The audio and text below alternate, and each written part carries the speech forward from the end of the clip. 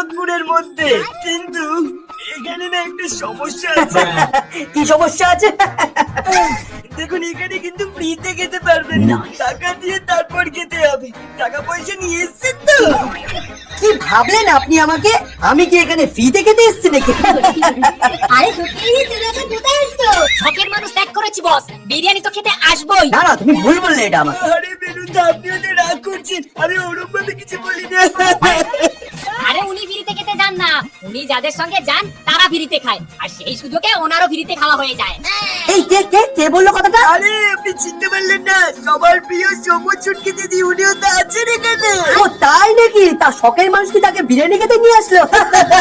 আসুন আসুন, ভেতরে আসুন। আমাকে না বিরিয়ানি খাওয়ার জন্য কাউকে নিয়ে আসতে হয় না, সবাই আমাকে ভালোবেসে আমন্ত্রণ করে ডাকে, যাতে তাদের দোকানটা না একটু ভালোভাবে প্রমোশন হয়ে যায়। আচ্ছা তাই নাকি? এই জন্য তো এখন ছোটখাটো ফুড ব্লগাররা কন্টেন্টের অভাবে এগুলোই করছে।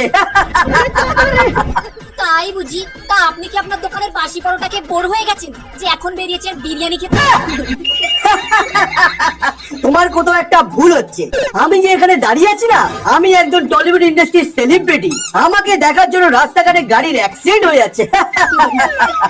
বাচ্চা ভর্তি স্কুলের বাস যাচ্ছিল, সেখানে ড্রাইভার থেকে শুরু করে বাচ্চারাও হাত না দাঁড়াতে যাচ্ছিল, কারণ আমি টলিউড ইন্ডাস্ট্রির একজন সেলিব্রিটি। এটাও তো হতে পারে গাড়ি অ্যাক্সিডেন্ট হচ্ছে, চিড়িয়াখানার জন্তু বাইরে বেরিয়ে এসেছে এটা মনে করে, আর বাচ্চারা হাত নাড়াচ্ছে শিম্প্যাঞ্জি মনে করে।